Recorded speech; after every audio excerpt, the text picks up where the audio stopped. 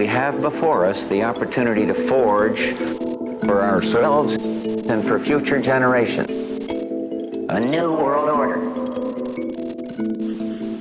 This is Multipolarity, charting the rise of the new multipolar world order. Coming up this week, if you're an enterprising 9-year-old looking to top up your pocket money, get yourself a bar of bullion. Gold is up to $4,000 an ounce for the first time ever, while the dollar is down 10% on the year, the biggest drop since, well, the gold window closed in 1971. Dedollarisation will always mean something-else-isation. This week's rally seems to be the latest shakeout.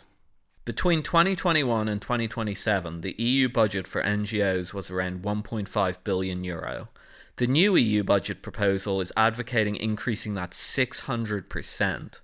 While America now thinks that USAID is outdated political technology, the EU is trying to snap up their former clients. Finally, we'll have an update on 3 countries teetering on the brink: France, the Philippines, and Georgia. Could the third world quasi-dictatorial basket case on that list actually topple over? And what about the Philippines? But first, Golden Year. It's government shutdown time again in the United States. I don't know if we've ever covered a government shutdown on the podcast before. I tend to think they're pretty theatrical and a bit silly, having worked in financial markets for a while. We all learned very quickly to not pay attention to government shutdowns. It was always quite funny, actually. A younger person would come in, a quite smart analyst person out of college or something like that. This was once me too, so I'm not judging. And they get all excited about the upcoming looming government shutdown where the Americans were about to bankrupt themselves and platinum coins were going to be printed in line with MMT and everything. And then after maybe one cycle, you'd get bored with it and no one will pay attention to government shutdowns again. This time is different. People are paying attention to the government shutdown. And we'll go into that a little bit more in a minute. But what it's led to is another rally for gold. Gold this week, or late last week, I can't remember, almost touched $4,000 an ounce. I've never thought I'd see gold at $4,000 an ounce. It's absolutely crazy. But even beyond that, Goldman Sachs raised their projection from 4,300 at the end of 2026 to 4,700, which is big. That's a 10% increase in the projected price of gold. It's also touching 5,000. So the biggest investment bank in America, or one of the biggest, is saying gold is going to go to $5,000 next year. I mean, there seems to be no stopping this. At the same time, there's been a slew of commentary about dollar decline, like open commentary now. I saw Ken Griffin from Citadel came out and said he was really worried about the status of the dollar. Just for context, dollar's down 10% this year. It's the biggest decline the dollar's seen since 1973. It's still pretty high, by the way. The dollar has a very long way to fall. It's been on a bull run for quite some time. But the drawdown, the annual volatility, if you want to put it like that, it's completely unprecedented. Now, when somebody like Ken Griffin comes out and says something like that, it's serious. It's in people like Ken Griffin's interest not to talk down the dollar. They're very cautious about doing that. Their entire business model, the entire Wall Street business model, rests on a strong dollar, on dollar hegemony. A strong dollar policy used to be the policy of the Wall Street guys, around Timothy Geithner and Larry Summers and so on. They're the ones that promoted the strong dollar policy back in the heyday of Wall Street. So when somebody like Ken Griffin comes out and says something like that, you know that the alarm bells are going off. And they've calculated that it's better in their interest to try and scare the crap out of people and get them to act a little bit differently than it is keeping mum shutting up and hoping that nobody notices anything. In the same article today I saw in Bloomberg, with Ken Griffin being quoted, the journalist referred to the dollar trade. I just want to be clear, Ken Griffin did not say this, but clearly the buzz on Wall Street, the dollar trade, the dollar short trade, and the long gold trade have become known as the debasement trade. I mean, when that's caught on in trading desks around the city of London and in Wall Street, like, yeah, I mean, you're pretty much at the point now where US dollar hegemony is collapsing unless something substantial happens to try and prop it back up. But of course, it's not just sentiment driving this, it's underlying forces. It's the Chinese offloading US government debt. I don't have proof that that's happening. Not hard proof, but I'm pretty sure it is happening. And they're switching it out for gold holdings and probably for other foreign exchange holdings as well.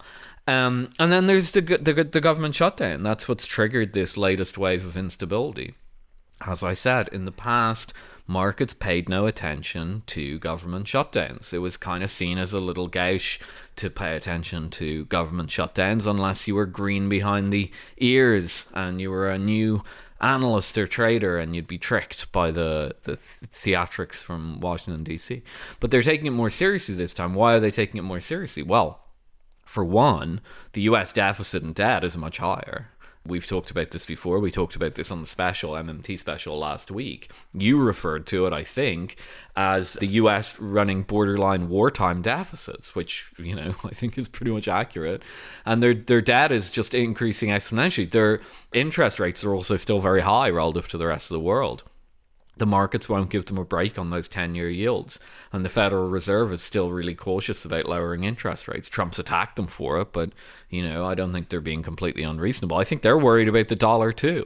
If you lower those interest rates, you might get more dollar volatility. So the Fed's trying to play a difficult game right now. But even beyond that, the politics in DC have just become they've changed before our eyes. We haven't really talked about it much, and I think at some point, maybe we should do a show on this. We were talking before the show about potentially doing a special, Watch This Space, on what's happened to American domestic politics.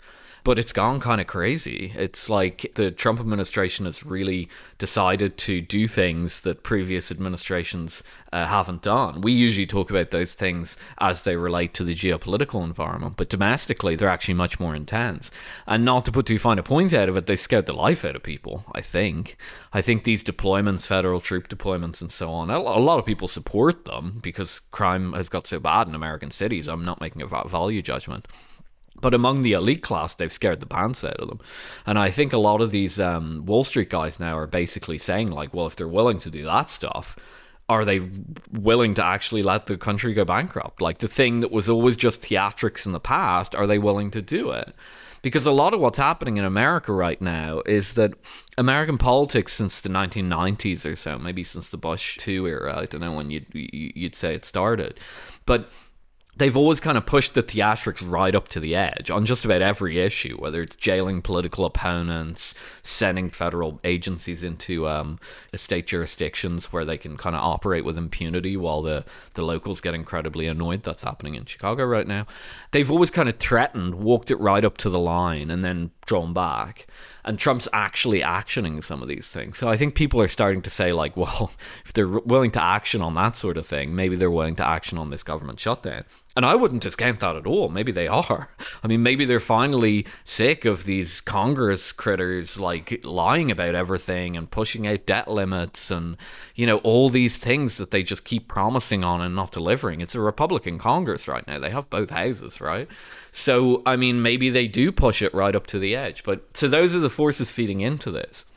But this isn't just sentiment. As I've said, there are structural reasons why the dollar's in decline and gold's going up.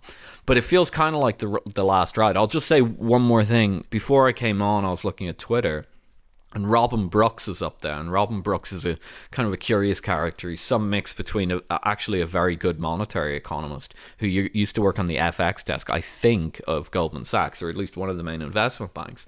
But he's also, in his current role, a sort of a pro-American zealot in a sense. I don't mean that offensively. Like, I don't mind if somebody's opinion on America is like very pro. Maybe you're patriotic or something, I don't know.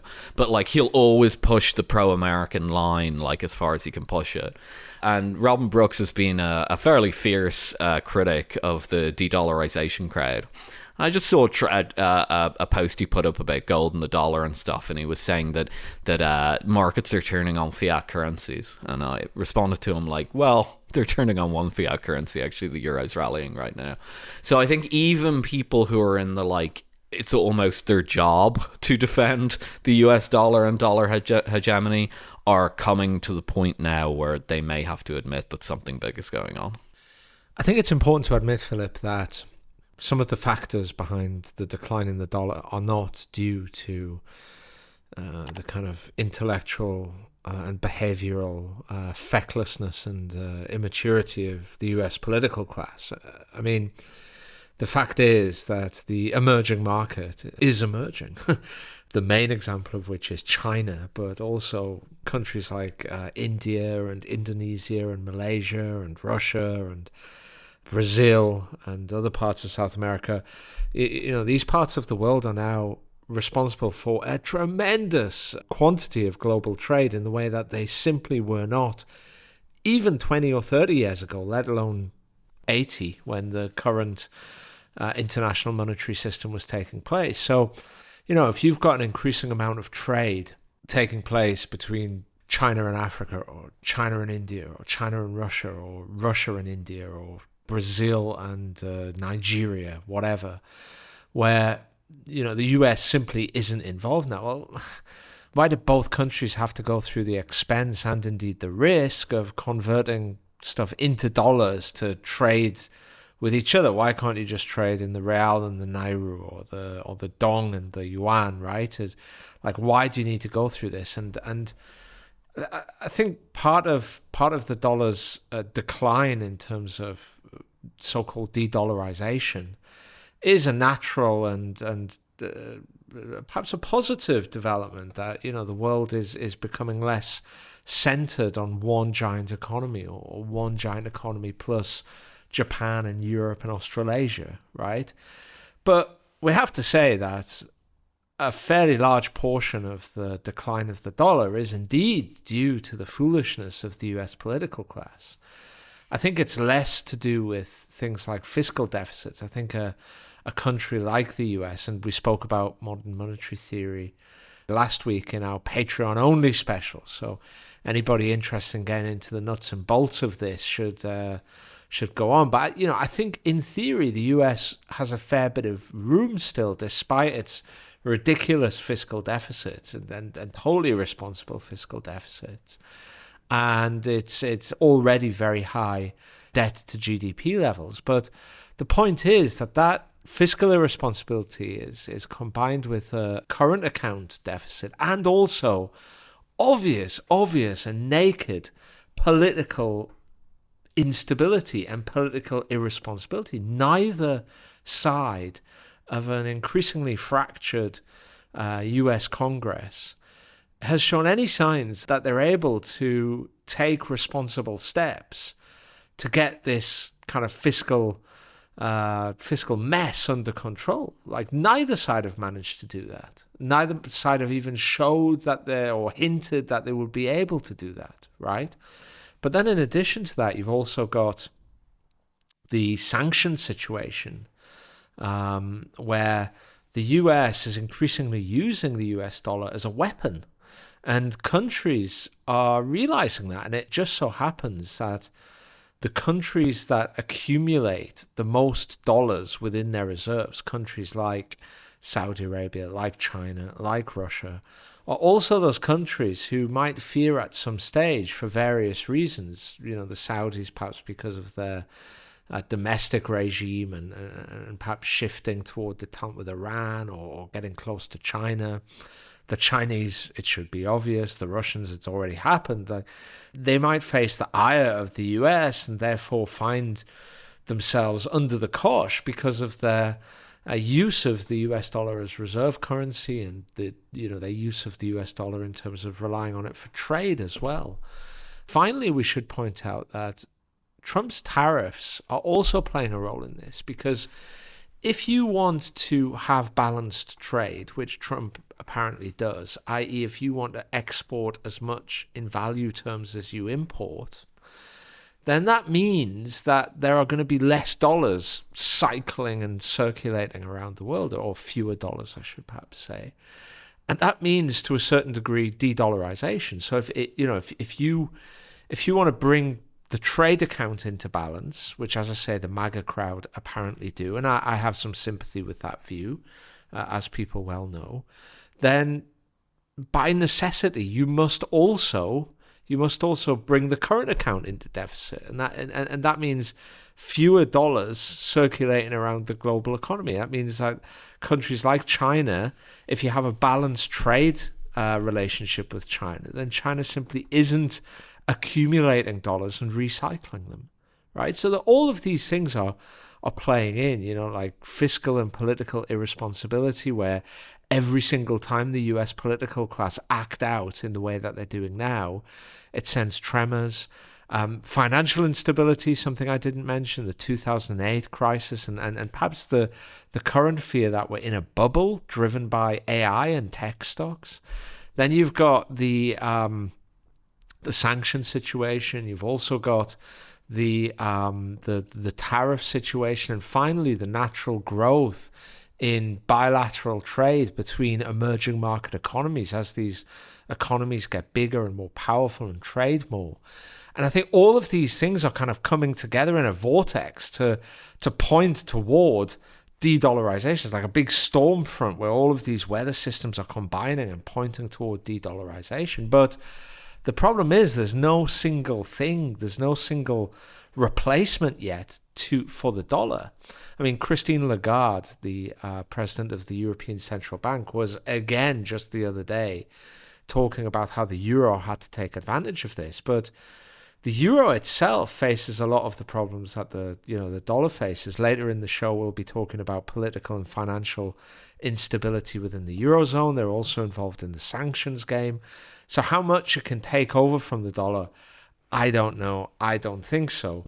The yuan is not convertible. I mean, you might get something like a euro-yuan market emerging in places like Africa or Russia or whatever. I don't know, but at the moment, it's not convertible, and they run big trade surpluses. So how that would work in terms of being a reserve currency would have to go back to like an older form, pre-1990s US. It would be something different.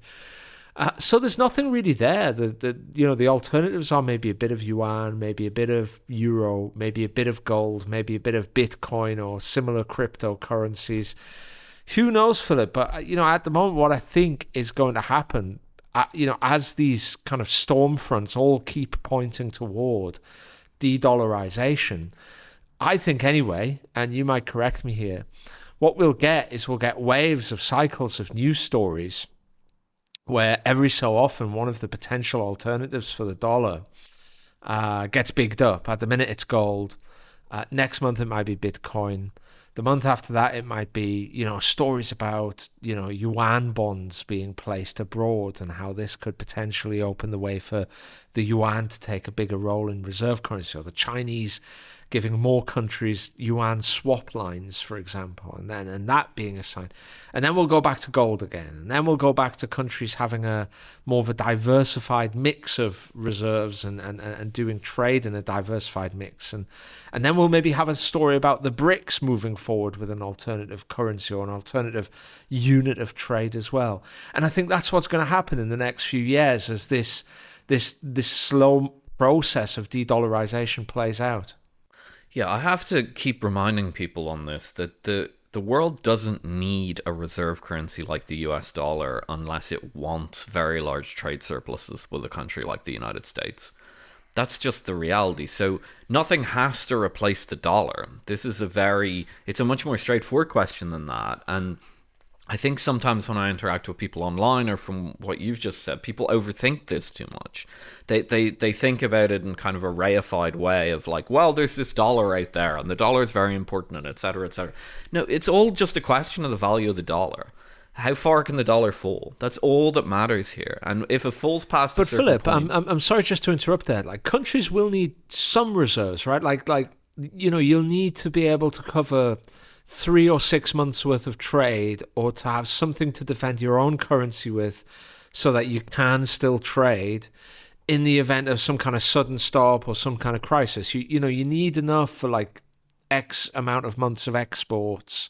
But you can use any currency for that. You can even, in theory, use gold for that. Yeah, sure. So you might move to like a diversified like a diversified reserves mix where you have some dollars, some euros, some like of your other key trade current. If you do a lot of trade with Brazil, it might be real, for example. You might also have some crypto, you might have some gold and silver, right? But it would be like a mix. It would be a diversified mix, yes? But again, this will happen automatically. Let's say that half of your reserves, you're a country, Philippistan or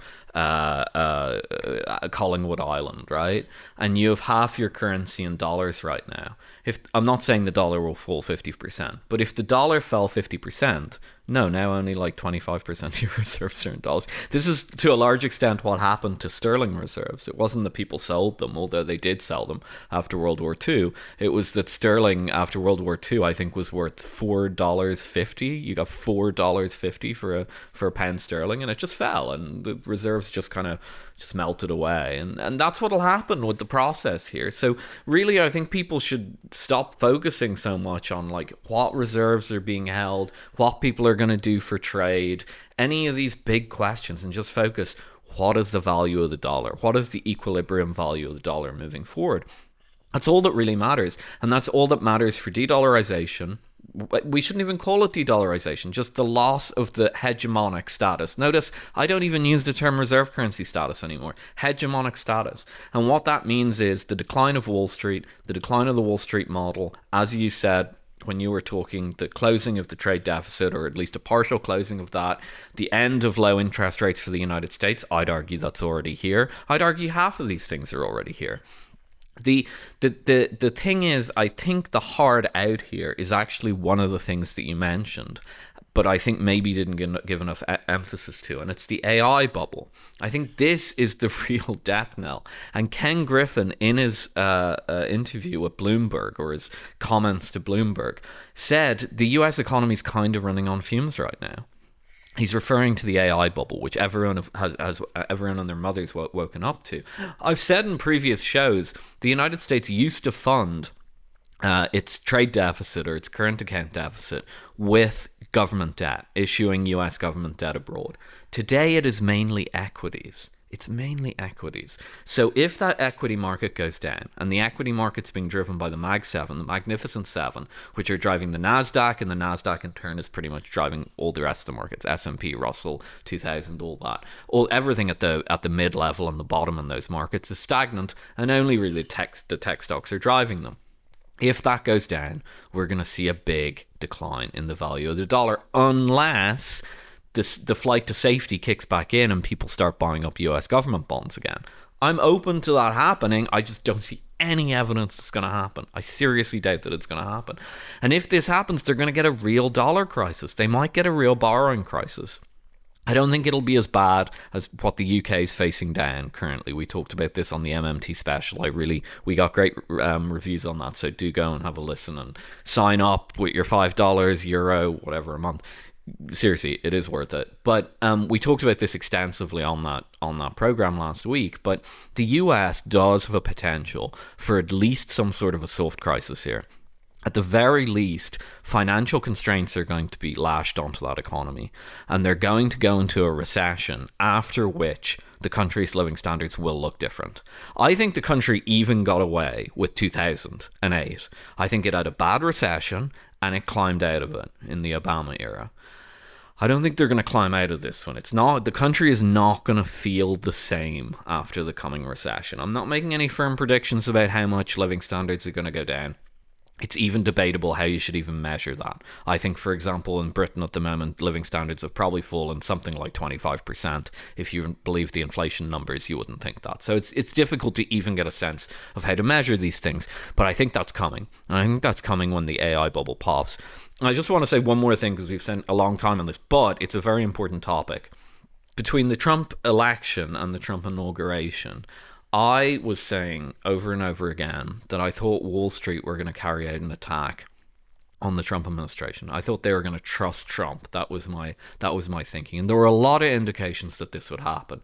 And basically, the financial markets would put the squeeze on the Trump administration and box them in a sense. And I think there were people planning to do that. I don't take any of that back.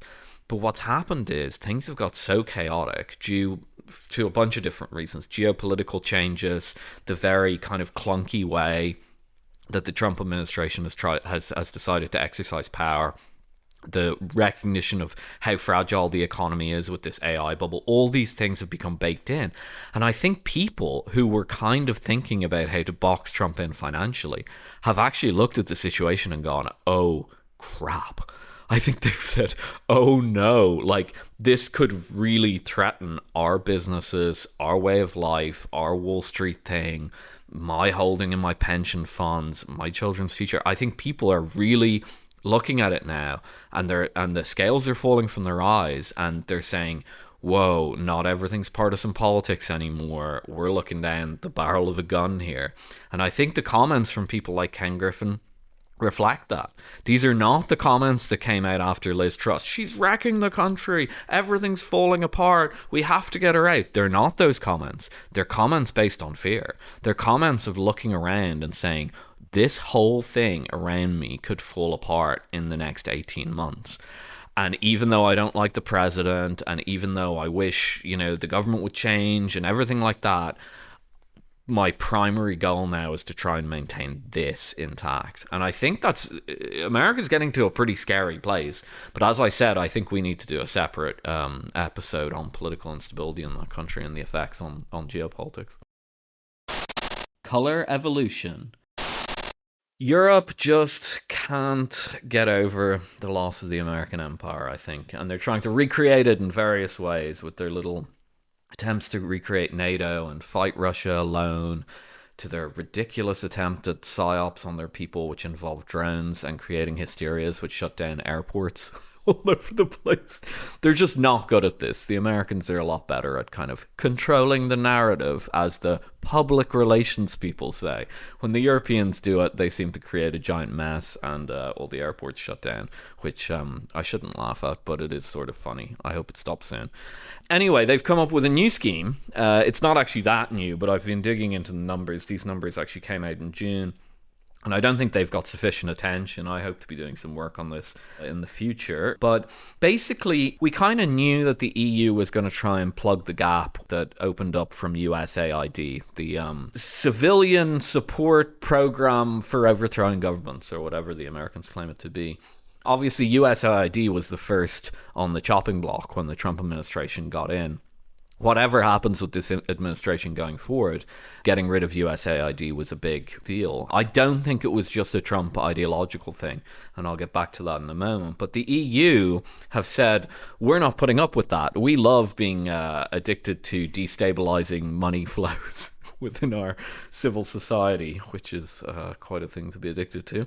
And they've decided to seriously beef up their own spending. So the EU does these multi-year financial budgets. They run for about 7 years. And in the previous one that runs from 2021 up until 2027, so coming up for expiry pretty soon, there was 1.5 billion euro, just under 1.45 billion euro, allocated to SERVE, as they call it, which stands for Citizens, Equality, Rights and Values. Actually, in very EU fashion, it's SERVE Plus. I'm not sure what the plus is for, but it sounds pretty sinister. Maybe they're going to overthrow the government and the judiciary or something with the plus. I'm not sure. But they've decided anyway in the 2028 to 2034 budget to increase this sixfold. 600%. They want to bring it up to 8.6 billion. And they're renaming it from SERVE Plus to Agora EU, which, I don't know, I guess it doesn't sound that sinister. It kind of sounds like the Erasmus program or something, where you go and you do a junket as a student, also to kind of propagandize you in the EU mindset, actually, truth be told. But Agora EU sounds very, very benign, but it's not, obviously. It's a giant political destabilization tool that Brussels are creating that's highly centralized. But here's the white pill, as the kids say. It's not going to work. It's not going to work at all. The US put USAID to bed not just because of ideological reasons. Don't kid yourself with that. There would have been a much bigger fight if they tried to put that to bed and there wasn't broad buy-in. Look at the fights that the Trump administration's picking at the moment, and the amount of institutional resilience to those things that are put up at every level, the courts, everything. There was almost no fight put up for USAID. Everyone was sick of it. And they were sick of it for a number of different reasons. First of all, because the political destabilization had got out of hand, and there was blowback. They could see blowback in America. It was creating absolute chaos. But beyond that, it just wasn't working anymore. We're going to probably talk later in the show about some of the civil society movements that are going on in the world right now. No doubt supported by the plus in Serve Plus. And they're not working. They're not working as they used to in the late 90s or in the early 2000s or whatever. So the US figured out this was pretty much a dead program. And the US are just better at these things. I referred to this nonsense around drones that these idiots in the EU have created this. I mean, it's a psyop, that's what it is, but it's gotten out of hand, and they're just shutting down like airports in Germany, and like no one's going to want to do business here because it's annoying. And like usually it's really, really low prestige for an airport to be attacked in a country. Like politicians just think about airports all the time. It's how they think. It's a thing. So when you're kind of psyops or screwing up your own airports, like, you lost the game. I'm sorry, like, you've made a fool out of yourself on the world stage. I think I saw a clip of Putin laughing at them and saying that they were engaged in UFO spotting or something like that. Like, that really is how the rest of the world's looking at your little drone freak out. So think about that on steroids if they beef this thing up sixfold. Like, none of it's going to work as advertised. The Europeans are just rubbish at this because they're rubbish at PR. This is the continent of the Eurovision. It's not the continent of Hollywood. The Americans are good at this stuff. The Americans are good at propaganda and getting people to buy into crazy ideas and catching on with having fads catch on and political partisan divides and manipulating them. Like, that's the province of the Americans. The Brits used to be better at it. They've gotten a little worse at it, but they're certainly better than the EU at it. And now the EU is gathering all this stuff. And what are they going to do? Like, set up Eurovision resistance groups in capitals all over the continent? I just fear that it's going to have massive blowback. So this is one of those things, like, it's past its expiration date. The Americans have put it on the shelf. They've said, okay, that's done. We're not using that anymore. And in comes, like, von der Leyen and, you know, Friedrich Merz looking like Nosferatu, grabbing it off the shelf, and he's like, oh yes, this will give me infinite power and infinite youth.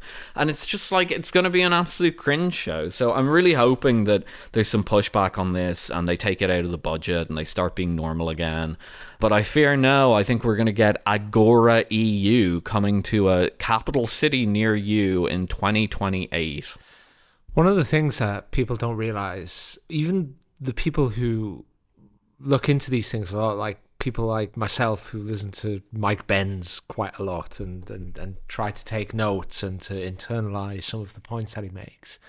One of the things that we forget is that the success of the National Endowment for Democracy in the US and all the USAID and the NGOs that it helped fund and the NGOs that were also funded by private individuals like Soros's Open Society Foundations and the Tony Blair Institute and Larry Ellison's efforts and all of these kind of things. They were very well run and very cleverly run, and they were extraordinarily effective, but they were also, Philip, riding a wave of a really beneficial environment for these things to work.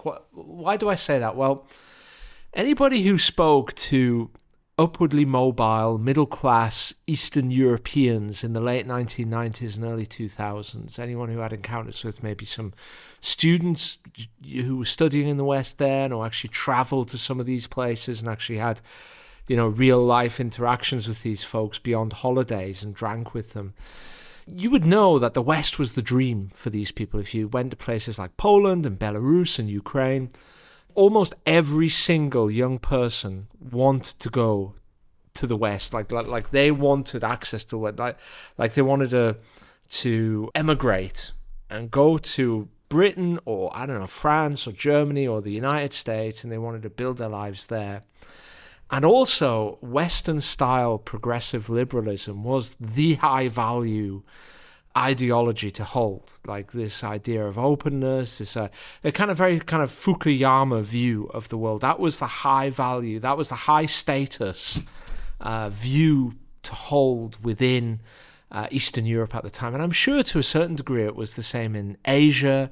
I'm sure to a certain degree it was the same in places like South America. So these organizations, these US-funded organizations like USAID and the NED, and also the private sector ones as well, they were operating quite effectively, but they were doing so on very fertile ground. It's a little bit like, the guys who were investing in the stock market in the run-up to 2008.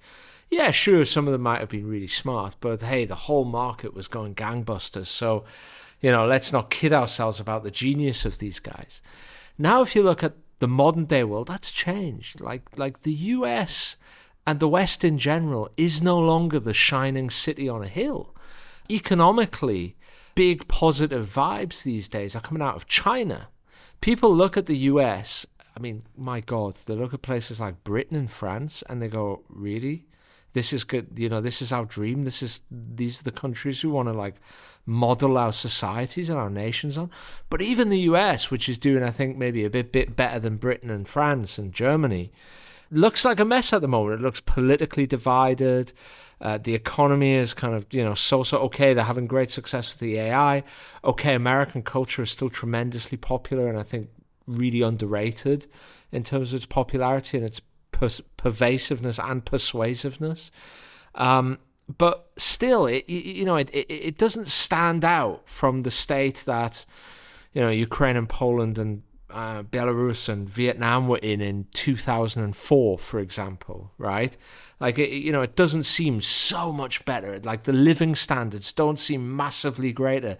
The idea of raising kids in those countries versus the West doesn't seem like such a big gap anymore.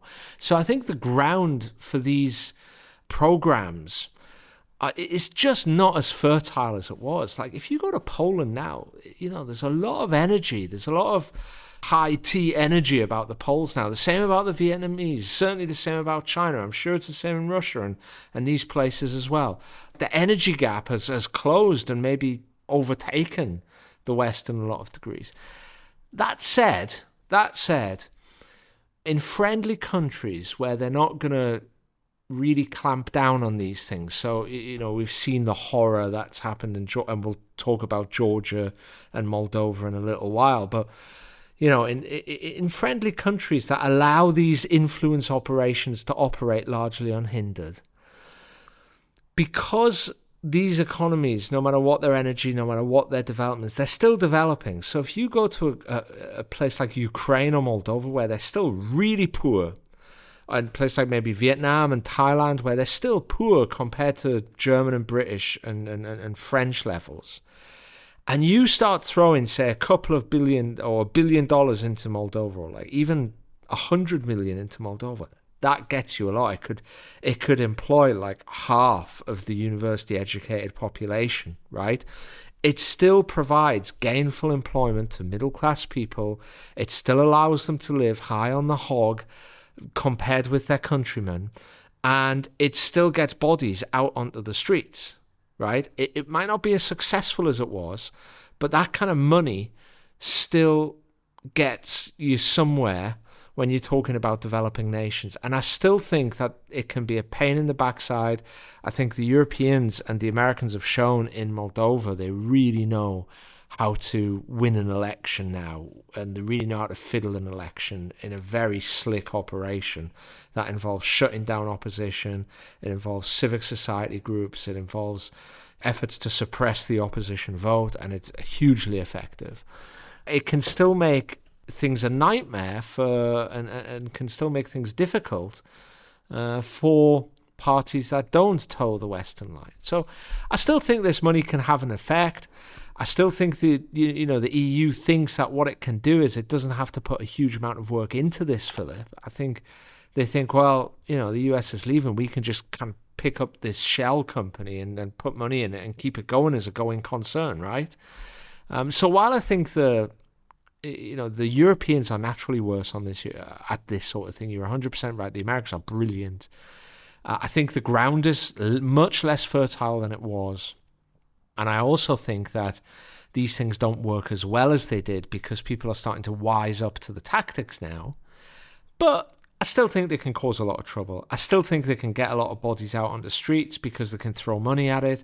I still think they can sell a lot of people because, if your financial situation and your very nice lifestyle depends on believing certain things, you tend to believe those things.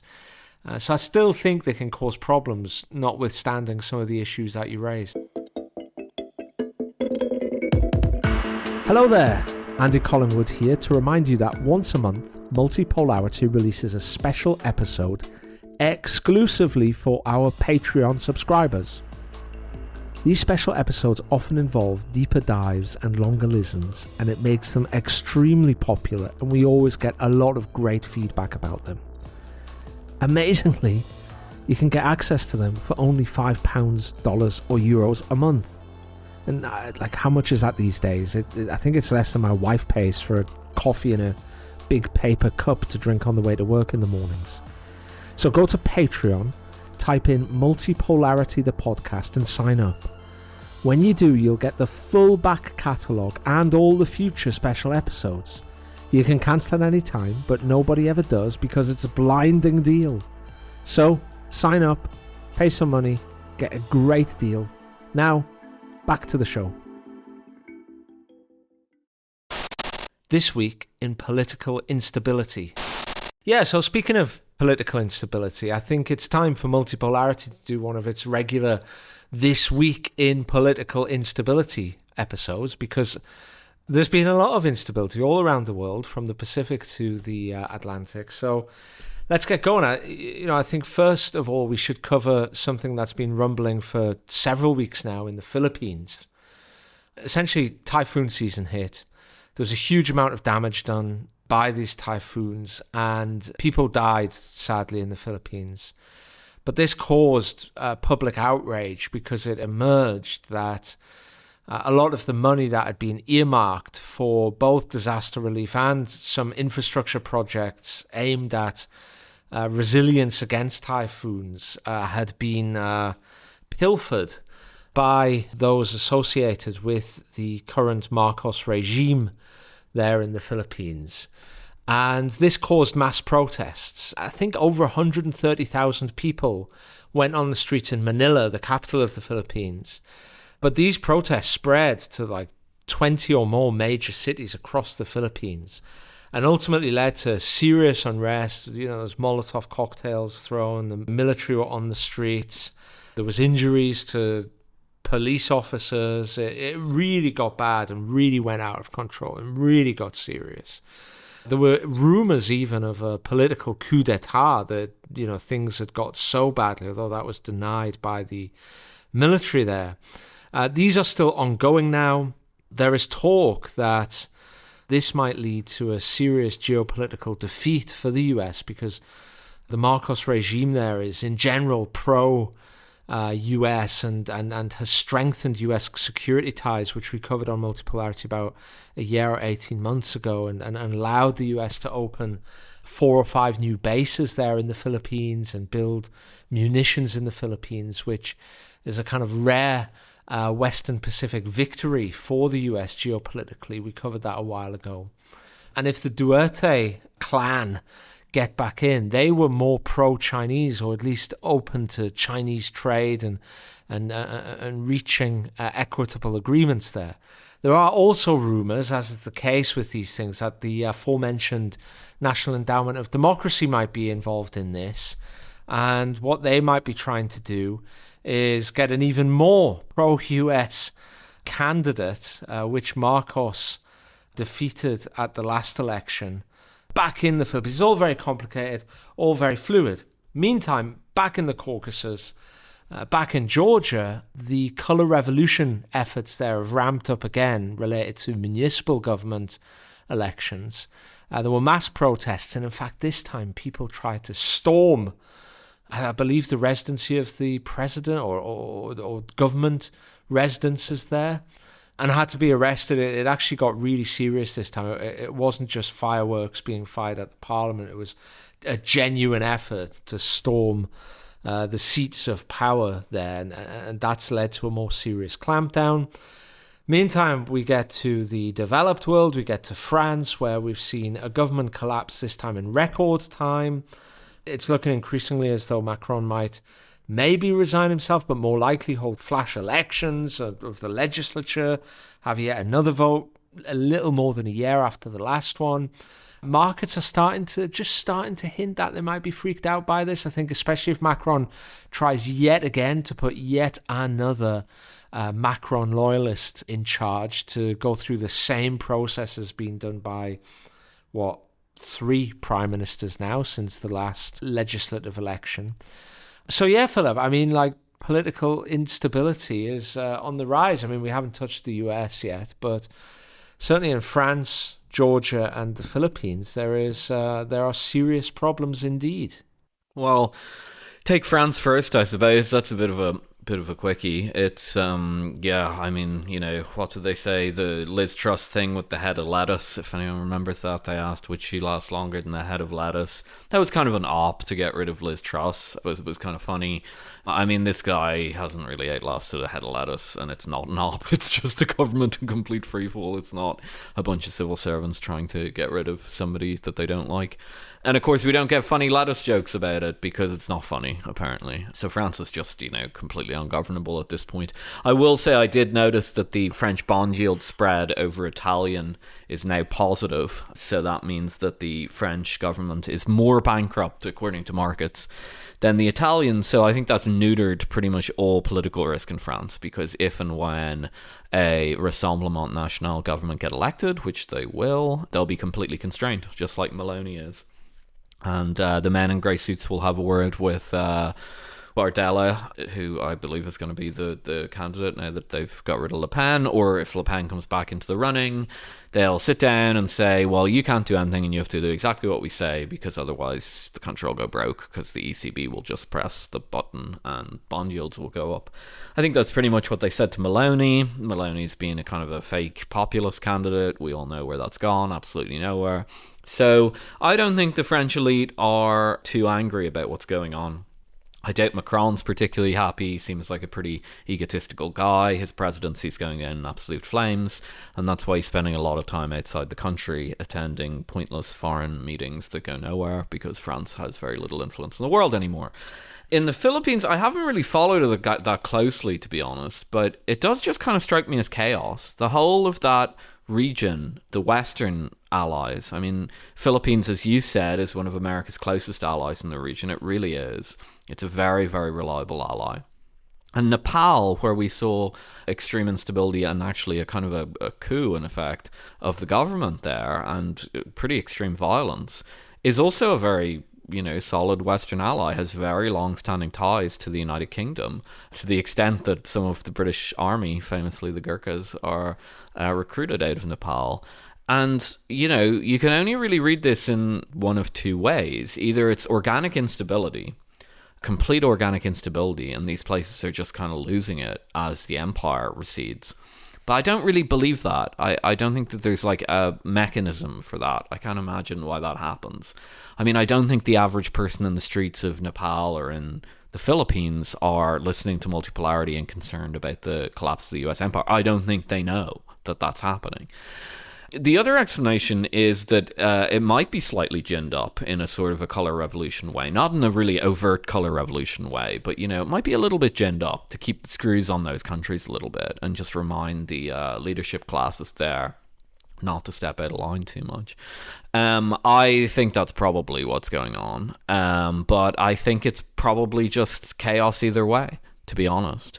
I think the end result of either of those outcomes is bad. If it's complete chaos that's just kind of sparked off out of nowhere as the empire recedes, well, that's bad for your alliance system. If it's kind of ginned up to keep the screws on, well, people notice things. Noticers notice, as they say online. And that might work in a very short-term period, but it builds resentment, and it's a very, very poor way of managing alliance systems. And when stuff like that happens, when an empire is receding and it starts being more aggressive with its allies, that's it on the way out. That's when people go, oh, well, we didn't like you to begin with, and actually a lot of the cordiality we showed you was a mask behind the mask is this kind of post-imperial resentment, as there often is behind the mask when the money runs out or when the smiles drop away. You realize that people aren't as good friends as you thought they were. We saw that in South Korea recently, who have the government apparently is making some very severe accusations against American soldiers there, and some brothel system and everything. I thought it was a completely horrendous story. Yeah, the government wouldn't be making those noises, or the courts wouldn't be allowing that to be aired out unless they were trying to make people not like the former allies so much. So I think definitely that is the most likely thing there. I think the Georgia thing is the most interesting. You missed one point of news. They found a cache of weapons, which the Georgian government is saying were procured through Ukraine, some sort of a Ukraine connection. I mean, serious weapons, RPG rocket launchers, heavy machine gun, bunch of AK-47s, big stack of ammo. I mean, this is what the Georgian authorities are claiming. So maybe it's fake, maybe it's not, I don't know. I'm not going to make a call on it. But the fact of the matter is, this is the official position of the Georgian government. There was a cache of weapons, and they're accusing the protesters of trying to launch a Maidan-style revolution or coup, whatever way you want to look at it. Remember, Maidan was not just a standard color revolution where you sing Kumbaya in the streets until the mean baddie leader goes away and then your democracy hero comes in. No, Maidan was violent. There were people shot. That was a violent uprising. And we don't see them that much. They're the exception, not the rule. Well, that is what is currently being communicated by the Georgian government, so make of that what you will. At a more meta level, I think that's the end of that in Georgia. You can push, sort of the trick about color revolutions is that they're color revolutions. They're a little bit kumbaya, and they're kind of hard to stand against. So they put a government, a domestic government, into a difficult position. You send a bunch of protesters out on the streets, especially if they're students or young people or something like that, and you're faced with kind of a dilemma. If you get too rough with them, you're actually going to alienate a bunch of people who currently support you, right? You might get away with some water cannons or something if they're banging off the fireworks like they were doing in Tbilisi. But it's hard. You have to be very measured in your approach there, because you could end up, even if you have a majority of support, which they do in Georgia, no matter what anyone tells you, the Georgian government's extremely popular and those elections are pretty much real. They're getting 60, 70% of the vote because people don't want another war. They remember the 2008 war under Saakashvili. They don't want that again. It's violence. They lost territory. They lost lives. Okay, so that's what's happening in Georgia. If you get too aggressive, you manhandle the protesters too much, you might alienate some of your 60% base of support or 70% base of support, and that can be quite dangerous. The rules change if you are in the kind of coup territory. That's when people get scared. That's when people get really scared. I'll remind people how scared people even got in America after January 6th. And that was not, armed. That was a bunch of people going into the Capitol building. And that spooked people big time. I mean, what happened in Georgia over the weekend was much more violent than that. Like, overtly, you can watch the videos on it. And they're saying that they found a cache of weapons. So, I mean, put two and two together. That's the end of that. Because now, anyone who, joins any form of extreme protest group, fine, Georgians can still go and protest in the street and sing Kumbaya. But anyone who joins a kind of direct action protest group, the kind of forefront of those protesters, well, I mean, the security services are watching you now, and they're worried that you might engage in violent action against the state. Different set of rules for people who are potentially plotting sedition and violent action against the state. So I think that's pretty much finished. I'd say what happens when you engage in that level of violence is that even your protester friends start to go, whoa. We're not into that. We might get blasted with tear gas. We might get blasted with water cannons, but when the RPGs start going off, AK-47s start firing, police start getting violently attacked, Parliament starts getting stormed with people saying they're going to commit a coup d'etat. No. We don't want anything to do with that because we don't want to spend 20 years in jail, right? Which is where you go when you start going in that direction. So I think that's been put to bed, and I think basically what that's shown is it's discredited color revolutions. Like, if I'm right in my interpretation of the Philippines, to kind of put the screws on kind of interpretation of that, I think that's a terrible idea. But that's a fundamentally different thing. That's like pretty much an ally. It's a fundamentally different issue. The civil society groups that are probably out protesting in the Philippines or whatever are probably like connected to government NGOs, right? That would be my guess. I mean, they'd have to be in a sense. Or they'd be like school teachers or something like that, like government employees, you know. In a color revolution, it's completely different. You're taking an oppositional stance to the government. Well, it's just failed. And remember, I think we've cited the statistic before. I think it's for every 320 people in Georgia, there's one NGO, and all the money's foreign. Like, this is NGO central. If you want like a petri dish where you test your color revolution stuff, Georgia's it. It's a tiny country where tons of foreign money's been pumped in there, and it still doesn't work. It still didn't work. So again, getting back to the fact that the EU's about to set up this 8.5 billion euro Agora EU fund, guys, you're wasting your time and money. Even with American backing, even with one NGO for every 320 people, even with all that, it failed in Georgia, which is a kind of poor country with a not very advanced government. It's over for this stuff. This color revolution stuff needs to be put to bed, just as a pure matter of practicality. It doesn't work anymore. It's probably actually diminishing the power of those that do it globally, because it's just giving them a bad reputation. I think that's the point where we're at with that color revolution stuff.